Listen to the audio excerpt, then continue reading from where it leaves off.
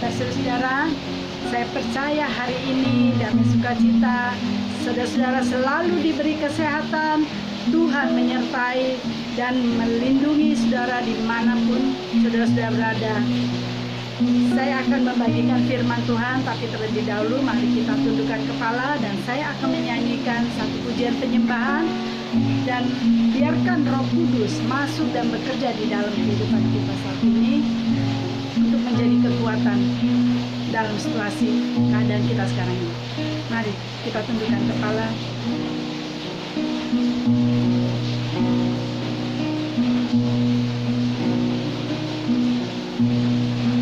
Saat indah berhadapan denganmu, memandang wajahmu, Yesus kekasih jiwaku.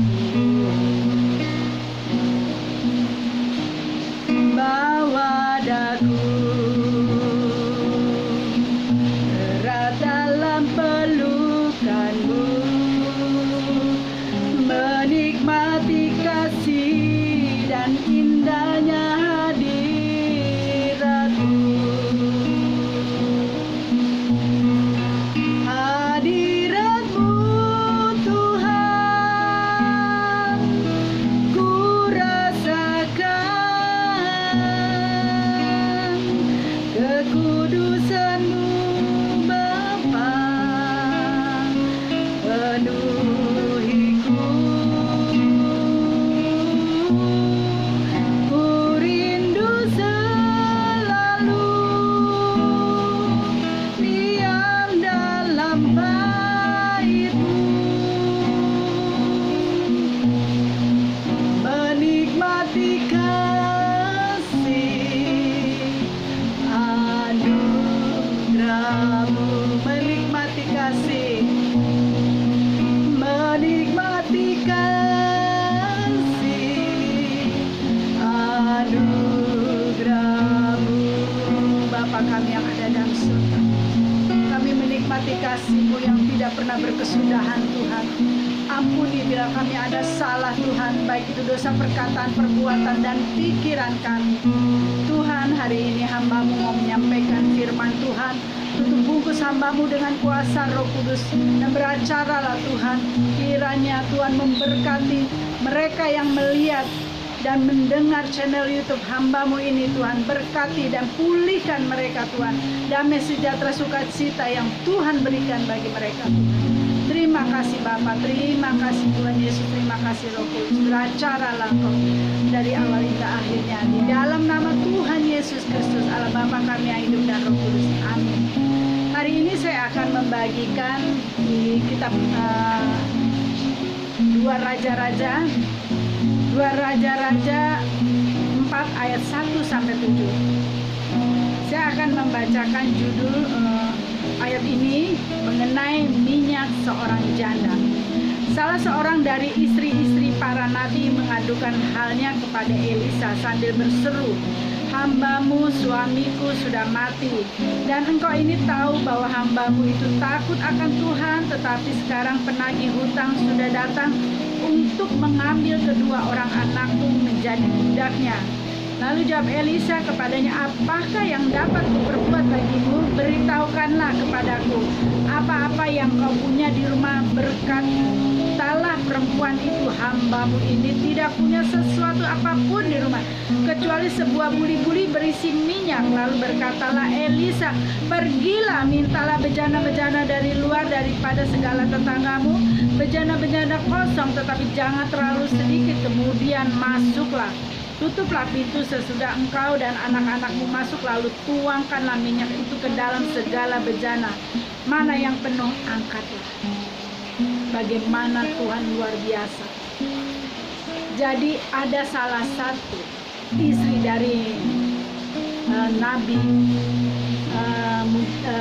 istri dari salah satu mungkin wakilnya Elisa atau hambanya Elisa ya. Saya di sini dikatakannya salah satu dari nabi-nabi. Jadi Nabi Elisa ini adalah orang yang sangat diurapi oleh Tuhan.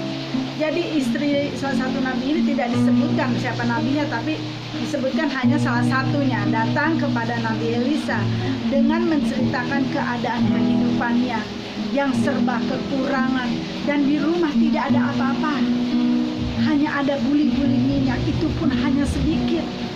Lalu datanglah penagih hutang untuk menagih. Dia bilang, apa yang harus aku bayar? Aku tidak punya apa-apa. Tetapi bila aku tidak membayar hutang ini, kedua anakku akan diambil menjadi budak. Tergeraklah hati Nabi Elisa, belas kasihnya turun. Tuhan pakai melalui Nabi Elisa untuk memberkati janda ini.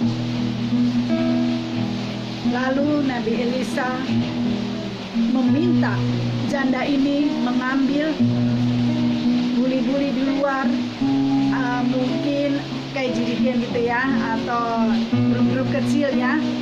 Dia suruh pinjam atau minta pada tetangga, lalu dia taruh di situ. Dan minyak yang hanya satu botol kecil dia tuangkan. Tapi saya yakin janda ini menuangkannya dengan iman. Dengan iman dan percaya dia pada Tuhan. Dan apa yang terjadi? Buli-buli ini penuh berisi minyak, sehingga minyak ini bisa dijual dan dia bisa membayar hutangnya. Kita bisa ambil di kisah Nabi Elisa ini, bagaimana mujizat Tuhan boleh terjadi terhadap janda ini. Jadi kalau pertanyaannya apakah anak Tuhan boleh hutang? Boleh, tetapi kita harus mengembalikan sesuai dengan berapa yang kita pinjam. Jadi Tuhan tidak melarang kalau kita meminjam boleh, tetapi kita wajib mengembalikan. Tapi sekarang ini banyak orang kalau mau ada perlunya datang minjam, mohon, tetapi pada waktunya untuk mengembalikan susah sekali, sangat susah. Ada saja alasannya. Apakah ini yang Tuhan mau? Tidak. Tuhan tidak mau. Tuhan sangat tidak suka dengan orang-orang yang tidak menepati janji.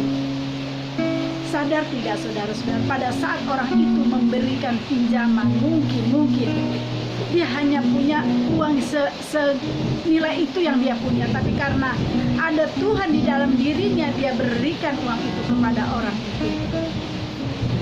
Tetapi saat suruh mengembalikan, ada saja alasan. Sadar nggak saudara-saudara, apa yang kita perbuat akan melukai perasaan orang ini dan juga melukai hati Tuhan. Kita bisa lihat di kisah janda ini, dia bukan tidak mau bayar, tetapi dia tidak punya apa yang harus dibayar. Disitulah Tuhan melihat hati janda ini untuk bertanggung jawab mengembalikan hutangnya. Dan mujizat boleh terjadi. Demikian juga kita saudara-saudara, bila kita jatuh dalam hutang dan saat itu kita nggak tahu mau bagaimana mau bayarnya, padahal udah jatuh tempo nih, saya harus bayar. Akhirnya banyak orang kadang gelap mata, cari yang berbunga, cari taruh di penggadean. Bukan makin baik keadaannya, makin stres karena bingung bagaimana harus membayar. Tapi janda ini datang kepada Nabi Elisa. Dia bilang, aku nggak tahu apa yang harus kulakukan. Aku tidak punya apa-apa, tapi aku punya minyak yang ada. Begitupun kita saat kita mengalami masalah hutang, datang pada Tuhan. Aku sebenarnya tidak mau berhutang, tapi keadaanku, Tuhan tolong.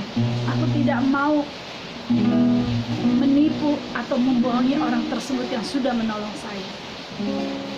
Itu lebih baik daripada saudara lari dari tanggung jawab. Kita bisa ambil di kisah ini bagaimana mujizat Tuhan terjadi pada janda ini. Itu pun yang terjadi pada kita pun bisa mengalami mujizat itu, asalkan kita sungguh-sungguh meminta pertolongan Tuhan dan imani. Tapi satu hal saudara, berikan yang terbaik untuk Tuhan. datang pada Tuhan dengan hati yang rendah hati, dengan hati yang tulus dan sungguh-sungguh mau apa yang Tuhan lakukan untuk saudara-saudara. Di sini, di firman ini mengatakan, belas kasih Tuhan juga turun atas orang-orang yang mengalami masalah hutang piutang. Bukan karena orang itu punya masalah hutang piutang terus Tuhan lari dan tidak, tetapi lihat persoalannya. Apakah orang ini sungguh-sungguh mau membayar atau mau lari dari tanggung jawabnya? Tetapi Tuhan lihat hati kita. Sebelum saya akhiri khotbah ini, saya akan berikan kesaksian. Ada satu anak rohani saya, dia mengalami peminjaman uang seperti rentenir yang tiap hari datang, hari-hari dia harus menghadapi orang-orang tersebut, bisa 6-7 orang. Tetapi yang saya lihat anak ini luar biasa. Bisa aja dia lari sembunyi, tapi ini dia enggak. Kalau saya telepon, kamu di mana? Saya lagi nunggu tukang kredit. Oh ya? Iya bunda. Ada uang, tidak ada uang, saya harus tunggu. Saya harus bertanggung jawab, saya harus jujur apa adanya. Hari ini ada pesanan atau tidak. Kalau nggak ada pesan, apa yang mau saya bayar? Nah ini saya bisa ambil. Kejujuran dia, tanggung jawab dia. Di situ Tuhan melihat. Akhirnya kami berdoa, Tuhan pulihkan keadaan keuangannya dia, dan mulai satu demi satu ada pesanan sepatu, dan dari situlah dia mulai bisa bayar dikit demi dikit. Jadi saya bilang tadi, Tuhan lihat hati. Apakah kita punya niat baik mau mengembalikan atau kita memang mau menipu? Hati-hati saudara-saudara. Tanggung jawab kita sama Tuhan. Jadi itu yang bisa saya bagikan. Biarlah kesaksian ini menjadi pembelajaran kita bagaimana tanggung jawab kita bila kita berhutang pada orang. Kita harus bisa mengembalikan. Kalau seandainya tidak ada, ya paling tidak menyicil. Jadi kita punya tanggung jawab gitu loh, tidak lari. Karena hati-hati saudara, apa yang kita tabur kita tuai.